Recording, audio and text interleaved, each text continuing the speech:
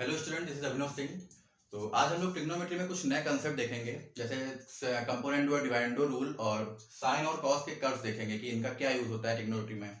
ठीक है, तो सबसे पहले एक एक करके देखते हैं। तो सबसे पहले कंपोनेंट और डिवाइडेंडो रूल देख लेते हैं। बहुत छोटा सा एक रूल है, जरा सा, तो उसको देखते हैं। ऐसे use of C and D rule, ठीक, इसको का सी एंड डी बोलते हैं।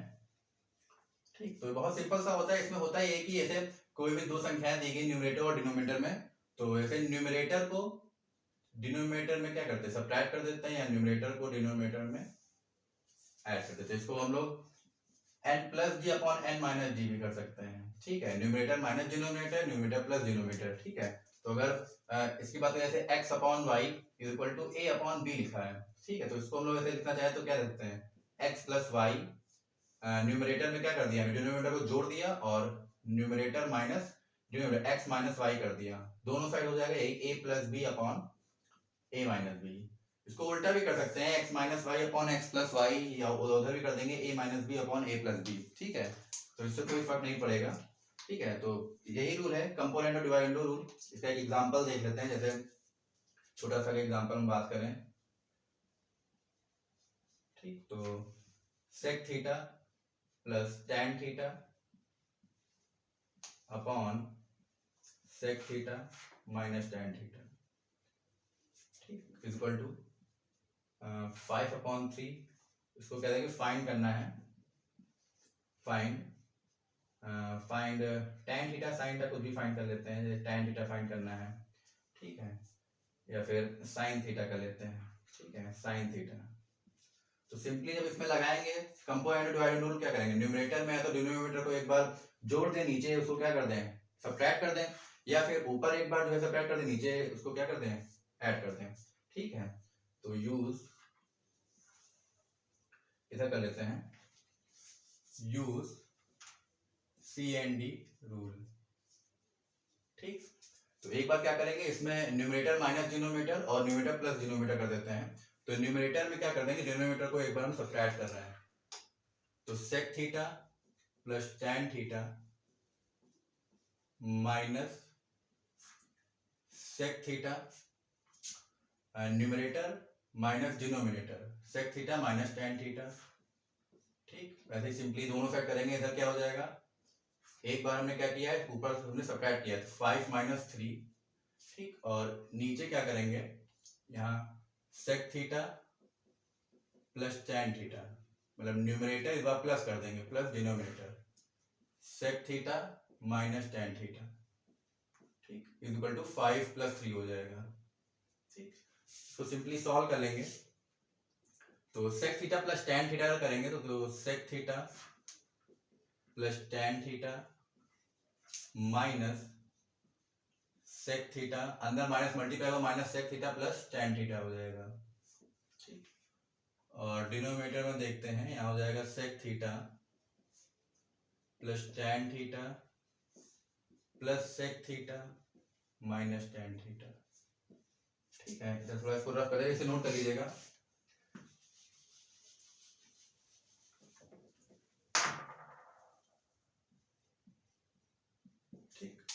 और इधर हो जाएगा 5 माइनस 3 कितना हो जाएगा, 2 हो जाएगा, एंड 5 प्लस 3 कितना हो जाएगा, 8 हो जाएगा। ठीक, तो इसमें देखेंगे sec theta plus tan theta minus sec theta plus tan theta, तो सेक थीटा से सेक थीटा कैंसिल हो जाएगा, and tan theta plus tan theta कितना आ जाएगा, 2 टैन थीटा।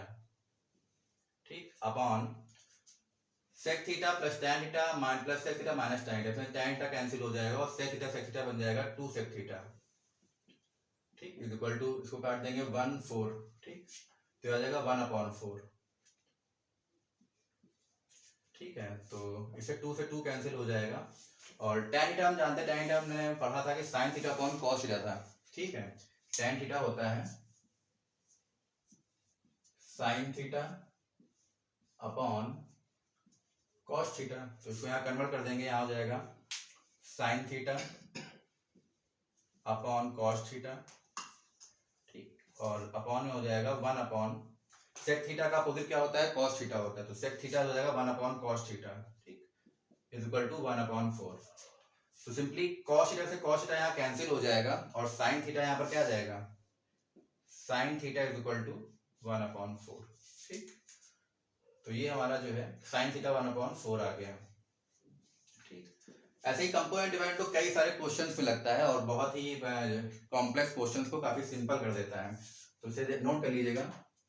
ठीक है,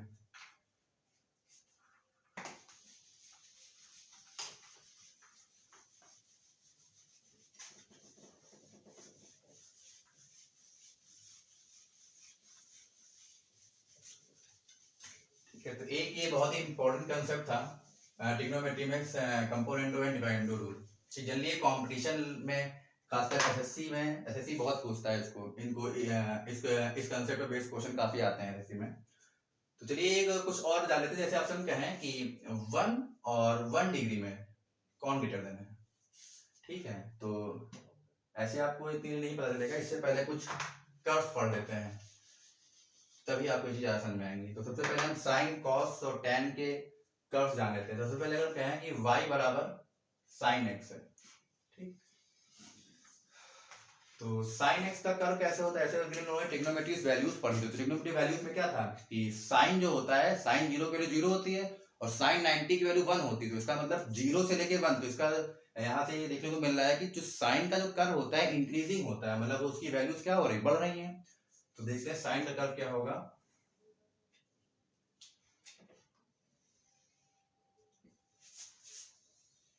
ठीक, तो इसको बनाएंगे, ये कर्व ऐसे आता है। ठीक, तो ये क्या होता है, ये ओरिजिन है।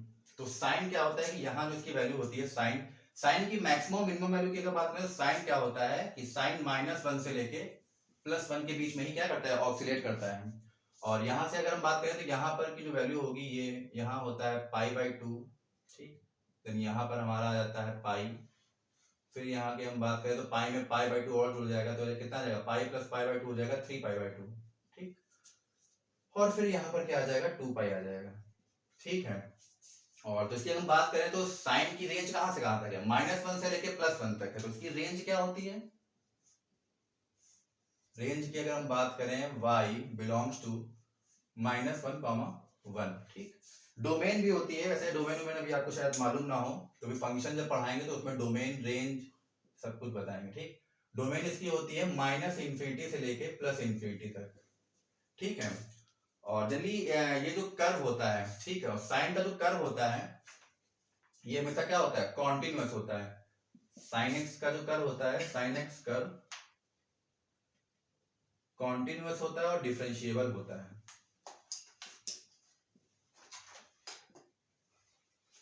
Always continuous and differentiable.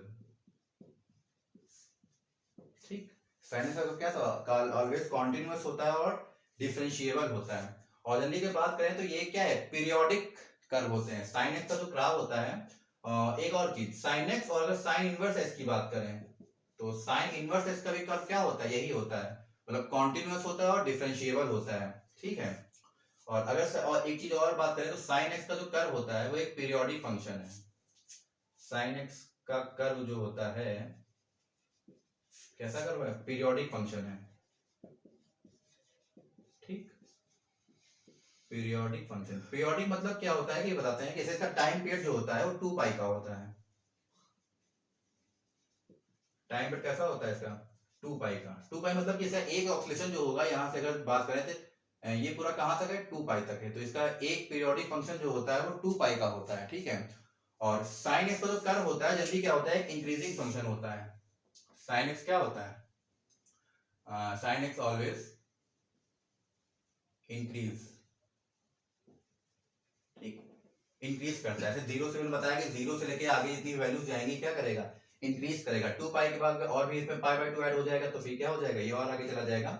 Always क्या होगा, इंक्रीज इसकी वैल्यूज करती रहेंगी, लेकिन वैल्यू जो होगी वो -1 और +1 के बीच में ही ऑफसेट करेंगे, ना -1 से कम हो सकती है ना +1 से ज्यादा हो सकती है। ठीक है, तो इसी के बीच में ही ऑफसेट करेंगे। ठीक है, तो इसे आप नोट कर लीजिए। इसके बाद देखेंगे कॉस एक्स का ग्राफ में क्या होता है।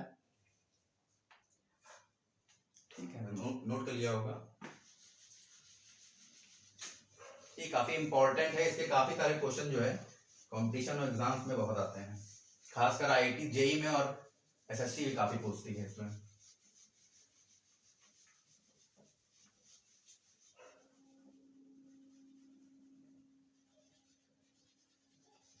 ठीक, अब cos x का कर्व देखते हैं उसमें क्या होता है। तो अगर हम y बराबर cos x की बात करें तो इसमें क्या होगा। ठीक, cos x का ग्राफ क्या होता है।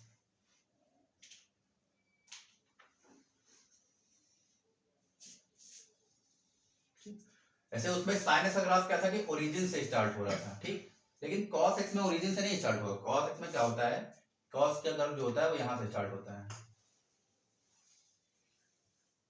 ठीक, इसकी जो इसका जो ऑक्सीडेशन होता है वो क्या होता है -1 और +1, मतलब इसकी जो वैल्यू होती है वो -1 से कम नहीं होगी और +1 से ज्यादा नहीं होगी। ठीक है, तो cos x की अगर हम बात करें तो ये भी क्या है, कर्व है, उसकी रेंज क्या होगी। इसकी अगर हम रेंज की बात करें तो y बिलोंग्स टू -1 से -1 और +1 के बीच में होगी। और ये भी क्या होगा, इसकी भी डोमेन कैसी होगी, डोमेन इसकी -∞ से +∞। ठीक है, और ये भी क्या होता है, पीरियोडिक फंक्शन होता है। ये भी क्या है, ये भी क्या होता है, cos भी क्या होता है, is also a periodic function. ठीक, ये भी क्या है, पीरियोडिक फंक्शन है। ठीक, तो cos भी क्या होगा, एक पीरियोडिक फंक्शन होगा। इसकी भी वैल्यू क्या होती है, -1 और +1 के बीच में ही क्या करेगा, ऑफसेट करेगा। इसकी बात करें तो यहाँ क्या हो जाएगा, ये π/2। ठीक, और π/2 जोड़ेंगे तो ये पाई हो जाएगा, फिर पाई में π/2 जोड़ेंगे तो कितना हो जाएगा, 3π/2। ठीक, और ऐसे आगे सो ऑन तक चलता रहेगा। ठीक है, लेकिन इसकी एक खासियत बात ये है कि इसमें जो वैल्यू होती है कॉस की, ठीक है, जैसे साइन का क्या होता है, साइन का जो फंक्शन था वो इंक्रीज कर रहा था, लेकिन कॉस में इंक्रीज नहीं करता है। सिर्फ अगर रिमाइंड करें तो हमने कॉस की जो वैल्यू थी, cos 0 की वैल्यू 1 थी। ठीक, और cos 90 की वैल्यू कितनी थी, cos 0 1 था, cos 90 0 था। तो मतलब 1 से लेके 0 जा रहा है, तो इसका मतलब cos का जो फंक्शन होता है वो क्या डिक्रीज हो रहा है। ठीक, इसमें जो क्या होता है, cos x क्या होता है, डिक्रीज, डिक्रीज करता है ना, डिक्रीजिंग फंक्शन है। ठीक, तो ये आप देख लीजिए, इसे आप नोट कर लीजिएगा। ठीक है, तो cos x क्या है, डिक्रीजिंग है। ठीक, अब इसके बाद हम tan x का ग्राफ देखेंगे, tan x में क्या होता है। ठीक, तो इसकी भी वैल्यू क्या होती है कि +1 और -1 के बीच में क्या करेगी, ऑक्सीलेट करेगी, ना इससे ज्यादा होगी, ना +1 से ज्यादा होगी, ना -1 से कम होगी। ठीक है, तो सर नोट कर लीजिए। ठीक, नोट कर लिया होगा। तो हम tan x का कर्व देखते हैं, tan x में क्या होगा।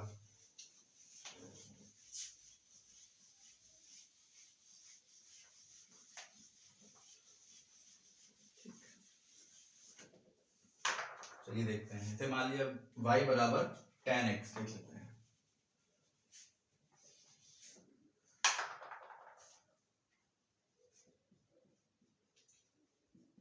y बराबर tan x, तो tan x का ग्राफ ये रहता होता है। हम बात करें अगर ये,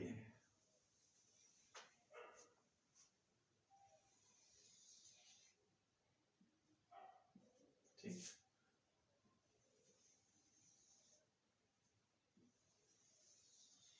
ठीक है, जो कर्व जाएगा इसमें ये ऐसे जाता है, ओरिजिन से होके ये ऐसे। ठीक, और इधर भी ऐसे जाएगा।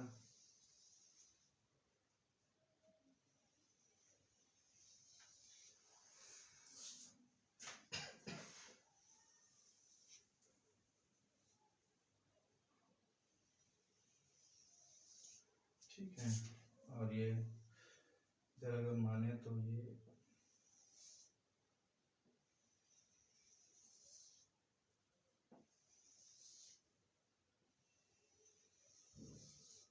ठीक, तो tan x का जो ग्राफ होता है, tan x जो होता है वो -∞ से +∞ के बीच में लाई करता है। ठीक, तो ये हम कहें तो ये क्या हो गया, ये -∞ से +∞ के बीच में होता है। ठीक, तो इसकी अगर हम रेंज की बात करें tan x की, तो tan x की रेंज क्या होगी, रेंज इसकी क्या होगी, y बिलोंग्स टू -∞ से +∞। ठीक, इसकी वैल्यू क्या होती है, -∞ से +∞ के बीच में लाई करती है। ठीक, तो इसमें यहाँ क्या होता है, ये π/2 होता है। ठीक, π/2 पाई, फिर ये क्या होता है 3π/2।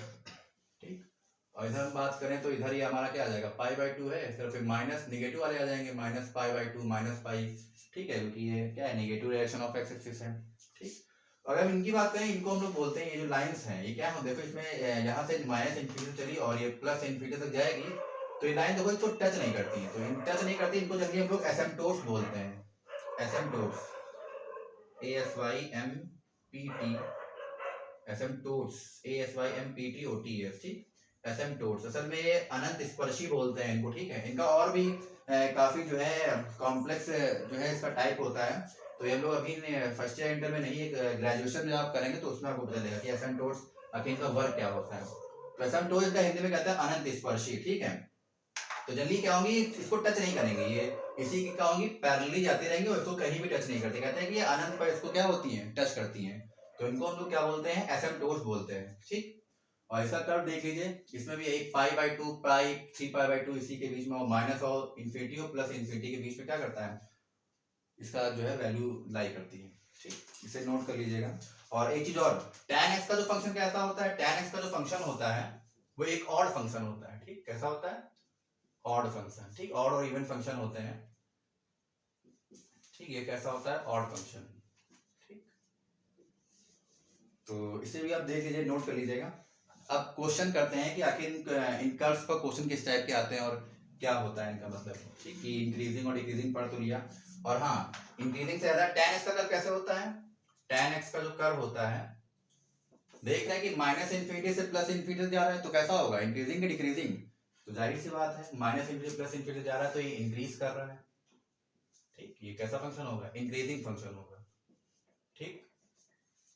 तो कुछ क्वेश्चन देख लेते हैं ना, इसको बेस से नोट कर लीजिएगा, ठीक। एसिम्पटोट्स को बोलते हैं ASYMPTOTS, ठीक।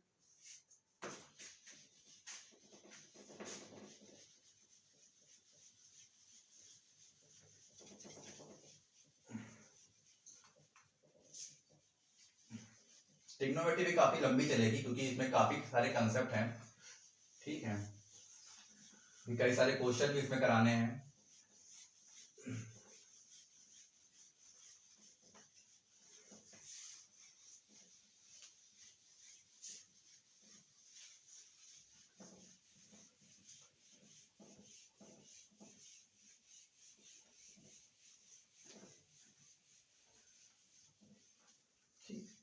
अब बात करते हैं इस पे, ठीक।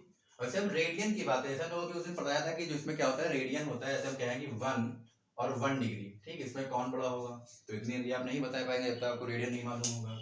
वैसे बता दें कि जो एक रेडियन होता है, 1 रेडियन,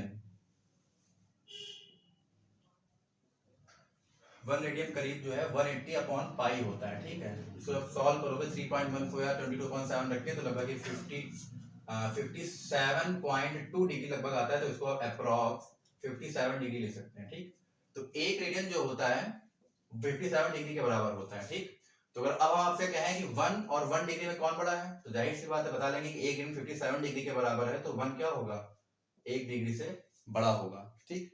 अब यही अगर इसमें हम साइन कॉस लगा दें, सर कहें कि साइन 1 और साइन 1 डिग्री में कौन बड़ा होगा, अभी बताया कि साइन का कर्व कैसा था, साइन इंक्रीजिंग फंक्शन था, तो इंक्रीजिंग फंक्शन क्या था कि वैल्यूज की क्या थी, साइन 0 से 1, साइन 0 0 था, साइन 90 कितना था, 1 था, तो वैल्यूज की बढ़ रही थी, तो साइन 1 और 1 डिग्री की बात करें तो साइन 1 क्या होगा, ग्रेटर देन होगा, ठीक। अगर कॉस की बात करें, कॉस 1 और कॉस 1 डिग्री, इसमें क्या होगा, तो कॉस 1 और कॉस डिग्री, कॉस का फंक्शन कैसा था, कॉस एक डिक्रीजिंग फंक्शन था ना, तो 1 और 1 डिग्री बात की ये इससे क्या हो जाएगा, ये इससे लेस देन हो जाएगा, कॉस और कॉस 1 डिग्री लेस देन हो जाएगा। और tan की अगर हम बात करें तो tan कैसा हो जाएगा, tan 1 और tan 1 डिग्री, ठीक। tan कैसा फंक्शन था, tan हमारा इंक्रीजिंग फंक्शन था, ठीक। तो tan 1 और 1 डिग्री tan 1 क्या हो जाएगा, इससे ग्रेटर हो जाएगा, ठीक। तो इसी टाइप के क्वेश्चन आते हैं कर्व्स पर, और भी सारे क्वेश्चन आते हैं, लेकिन बेसिक लगभग यही क्वेश्चन आते हैं, ठीक है। रेडियन जान लिया कि 1 रेडियन में क्या होता है, 57 डिग्री लगभग होता है, ठीक। उम्मीद है आपको ये कंसेप्ट पसंद आए होंगे, ठीक है। अभी और भी कंसेप्ट आएंगे जिनमें हम लोग को जो है काफी कुछ सीखना है। अभी इसकी ट्रिग्नोमेट्री में बहुत सारे फॉर्मूलेज आते हैं एक साथ, ठीक है, तो उनके कई सारे अलग अलग डिफरेंट सम्स और डिफरेंट फॉर्मूले होते हैं, तो उनको हम लोग पढ़ेंगे, देखेंगे, ठीक है।